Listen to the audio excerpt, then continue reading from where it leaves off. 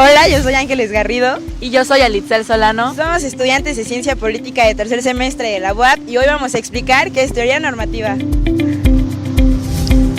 Para comenzar, primero debemos definir qué es una teoría normativa. Para esto daremos una pequeña definición. Es una forma de analizar instituciones sociales, especialmente aquellas vinculadas con el poder, como las relaciones de los individuos entre ellas. Hay tres tipos de teorías principales. Una de ellas es coherencia interna, la segunda es utilizar disciplinas de las ciencias sociales y finalmente los teóricos también utilizan instituciones morales. Ahora pasaremos a hablar sobre las principales corrientes de la teoría normativa. Ha habido tres corrientes generales en la política normativa que han dominado en los últimos 70 años. La primera es el utilitarismo.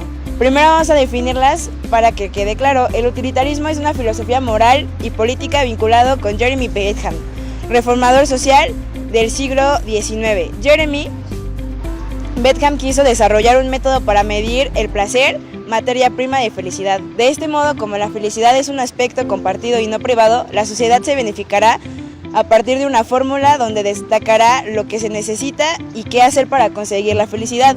El resultado es llamado cálculo felicito, el cual por supuesto es totalmente desfasado, ya que para utilizarlo antes tendríamos que usar sus categorías para poderlo entender y encajar las experiencias de la vida que normalmente son ambiguas en ella. John Stuart Mill fue uno de los primeros en criticar abiertamente el utilitarismo de Bentham, ya que defendía mucho el derecho a ser feliz, pero internamente, no por factores externos como lo decía Bentham.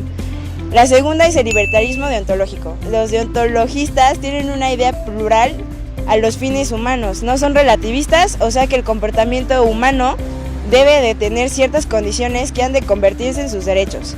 Esto quiere decir que para los comunistas era necesario y era una base poder tener la felicidad, pero por dentro y como un derecho, no solamente interno, sino que tenía que estar regulado por una ley.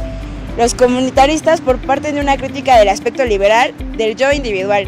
El yo liberal, según Michel Sandel, no tiene trabas. Es capaz de situarse en una posición privilegiada fuera de la comunidad de la que se es parte y definir sus propósitos. Esto se refiere a que, según Sandel, podríamos definirnos si salimos de nuestra comunidad. También hablaremos de las principales objeciones de la teoría normativa. Hablaremos de tres enfoques principales desde hace 70 años. El primero es el positivismo lógico. Es una escuela de la filosofía analítica que estudia la lógica del lenguaje, es decir, que le da significado o hace posible que comuniquen la verdad. El segundo es el relativismo. Los relativistas morales que hacen depender la validez del conocimiento de determinados lugares, tiempos, épocas históricas y ciclos culturales u otras condiciones externas a las cuales estos conocimientos se efectuaron. Y por último está el determinismo, esta doctrina sobre la relación necesaria entre todos los acontecimientos y fenómenos y sus condiciones casuales.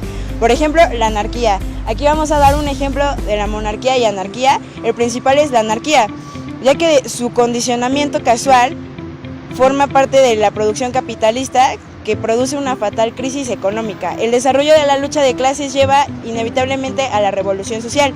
La desigualdad entre las clases provoca esta revolución y eso es a lo que se refiere esta doctrina. La justicia o distribución de bienes es un área muy importante en la que se aplica teoría normativa, muy persistente en la vida política occidental después de los años 30. Se debate lo siguiente: ¿en qué medida debe intervenir el Estado a la hora de fijar o estructurar un modelo en la distribución de bienes en la sociedad? Esta polémica es debatida por los socialdemócratas. El socialdemócrata señala que existen razones morales para que el Estado participe en la prestación de servicios sociales en la redistribución de bienes. Esto presupone que haya una transferencia obligada de un ciudadano a otro. Pero entonces en la lectura se plantea la siguiente pregunta: ¿cómo puede justificarse en sociedades que proclaman el respeto a la autonomía y a la libertad? Esto se defiende desde una idea utilitarista en la que dice que se garantiza más felicidad a un mayor número de personas. Y entonces también se retoma Plant. ¿Por qué? Porque él señala que aquellos que tienen pocos bienes obtienen mayor utilidad cuando logran al menos algunos.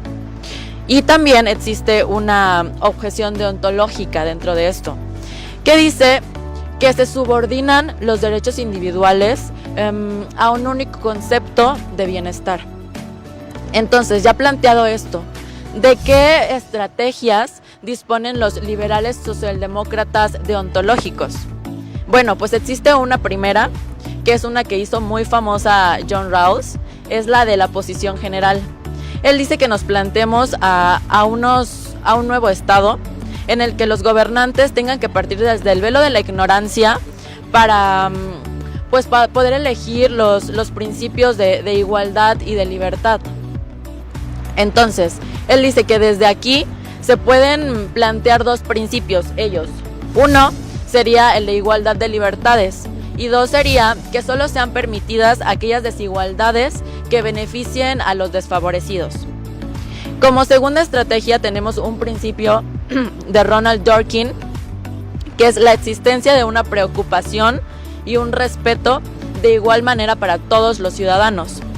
Bien, pues también dice dentro de esto que el gobierno debe ser equitativo con las personas en la sociedad, pero que esto no puede ser posible dentro de una distribución de bienes centralizada y que entonces se debe permitir entrar al Estado.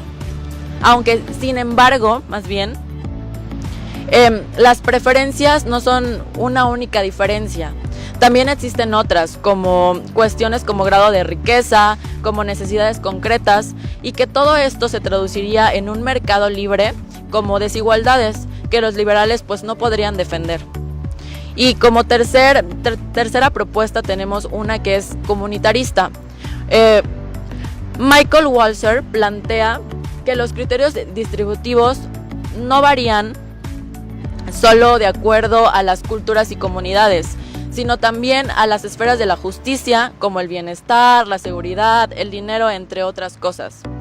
En materia de seguridad y bienestar, él en pocas palabras plantea que debe haber un sistema de servicios a la comunidad que responda pues a las necesidades de estos miembros de la sociedad.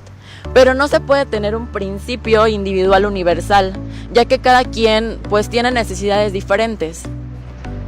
Ya dentro de esto vamos a hablar un poquito de los libertarios, ya que pues para empezar todas estas posturas plantean que la redistribución es pues moralmente ilegítima. Y aquí es pues donde entran los libertarios a decir que va en contra de las libertades fundamentales. Los libertarios pueden ser de izquierda o de derecha, pero todos ellos son partidarios de un mercado libre. Se extiende desde los anarquistas, que son opuestos a toda autoridad estatal, hasta aquellos que defienden pues una idea de Estado mínimo. Los libertarios coinciden en que es totalmente injustificable renunciar a una parte de las libertades por otro bien social. Hayek, que era pues un anarquista, señala que la distribución de bienes por el Estado no puede justificarse en la necesidad de corregir la injusticia social, ya que esta sucede por acciones propias del individuo y no es legítimo exigirle a alguien que lo corrija.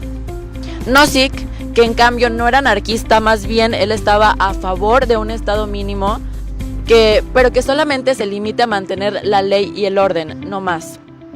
Él señala que si los bienes de una persona han llegado de forma justa, ningún gobierno puede transferir parte de sus bienes a otra persona. La evaluación de la teoría normativa se limita a dos líneas principales. Si la teoría normativa es posible, se han expuesto argumentos a favor y en contra, y ha señalado que ninguno plantea razones en formas concluyentes. ¿Qué decisiones respecto a los bienes deben dejarse en manos privadas de los individuos o en las colectivas comunidades? Señala tres de las corrientes: utilitaristas clásicos, deontologistas y comunitaristas. Para él, las tres ofrecen argumentos relevantes.